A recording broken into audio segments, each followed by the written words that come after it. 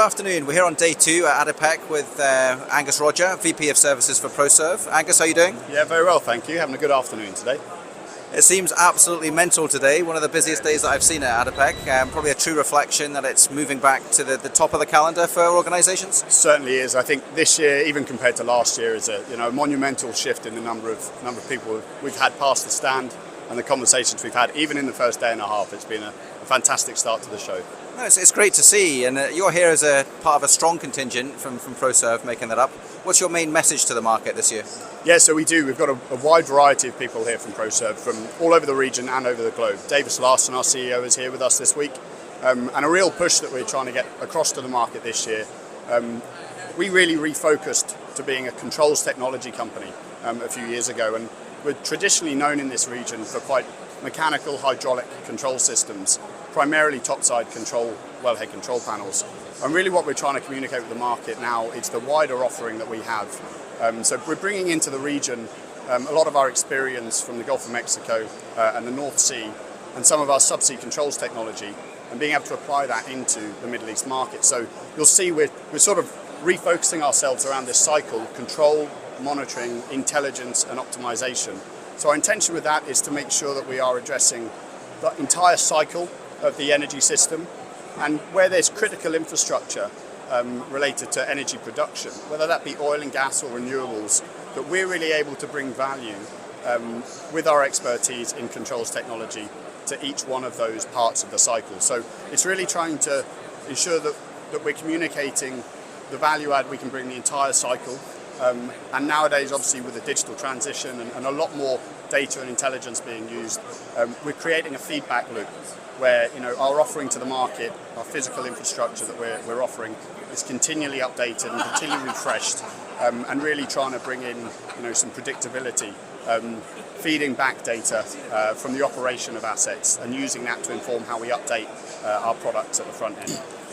And that plays quite nicely into some of the main messages that we're hearing from some of the speakers here at Adipec so far.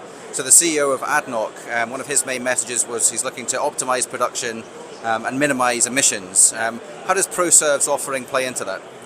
So really what Proserv are doing around production optimization is looking at ensuring production is as predictable and really as efficient as it possibly can, and we minimize the risk of downtime. So a lot of the work we're doing here in the Middle East specifically is around visualizing and connecting some of the remote wells that there are across the Arabian Gulf that, traditionally there's been manned crews traveling around to a lot of the infrastructure in the region, and they'll be on regular cycles of maintenance cycles, every month or every 3 months.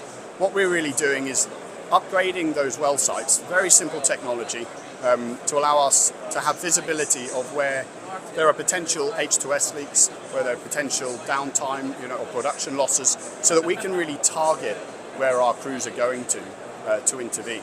So one thing is getting the visibility of where some of the critical infrastructure has failed. So that's sort of the first step, is to target our service crew, because fundamentally where we've sort of built our business, especially in this region, is off the back of the quality of our service team. And so when we send a service crew out to site, they're equipped to solve the solution or solve the issue there in the field. And it's good to hear that it's not just talk as well. You've recently been voted Service and Solutions Company of the Year for the Middle East by the EIC. Tell us a little bit about that. Yeah, so a lot of the work that we've been doing kind of in our services and solutions part of the business is really listening to our customers and our major partners about where their pinch points are. Ultimately, what challenges are they having in their operations or production optimization?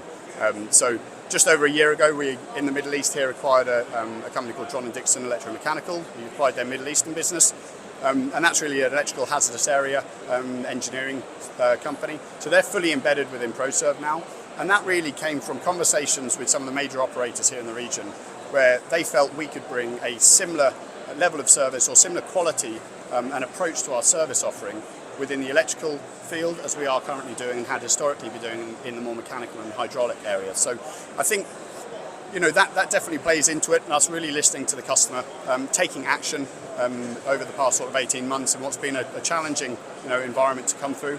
Yeah. So well, it's great for us. You know, we've been covering you now for the last kind of 4 years, and you've been going from strength to strength, and it's great to see. We wish you all the best for the next few days, and yeah, we'll speak to you again soon. Thanks so much, Dan. Cheers.